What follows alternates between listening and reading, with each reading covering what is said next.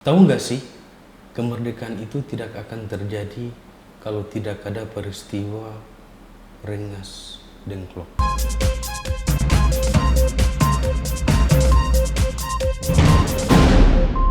Dipilihlah di rumah milik Dijau Kesong, seorang petani keturunan Tionghoa. Rumah pengasingan tersebut berdekatan dengan markas pembelah tanah air Purwakarta yang memiliki hubungan dekat dengan pembelah tanah air Jakarta. Sejak tanggal 14 Agustus 1945, rumah tersebut sudah dihuni oleh anggota golongan muda seperti Sukarni, Wikana, Aidit, dan Hairul Saleh dari perkumpulan Menteng 31. Rengas Dengklok dipilih sebagai tempat pengasingan karena jaraknya yang cukup jauh dari ibu kota Jakarta.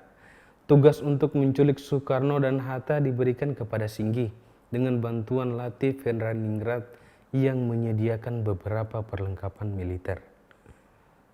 Pada pukul 03 dini hari, Soekarno dan Hatta dijemput paksa oleh sekelompok pemuda dan kemudian dibawa ke Rengas Dengklok yang dianggap sebagai tempat ideal untuk mengasingkan dua tokoh penting kemerdekaan Indonesia ini.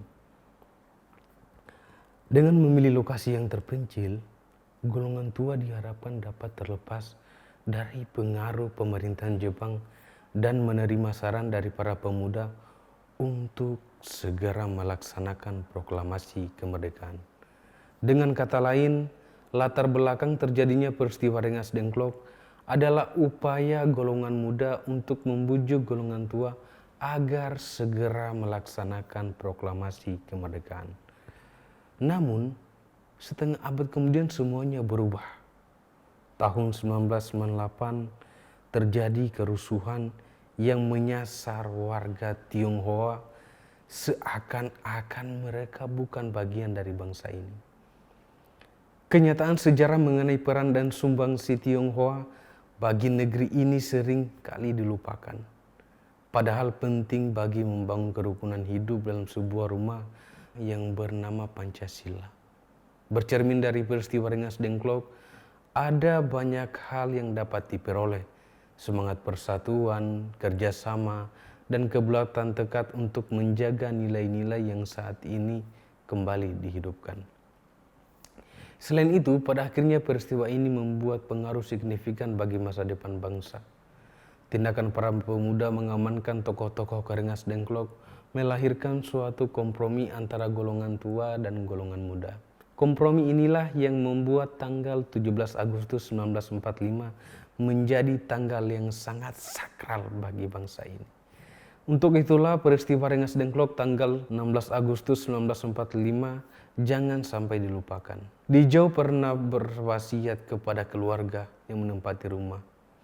Tak dibolehkan merengek meminta-minta sesuatu kepada pihak manapun. Bahkan harus rela setiap hari menunggui rumah mereka demi memberi pelayanan yang terbaik kepada para tamu yang ingin mengetahui sejarah perjuangan bangsa. Dijau meninggal dunia pada 1964 dan namanya praktis hampir tidak dikenal ataupun tercatat dalam sejarah.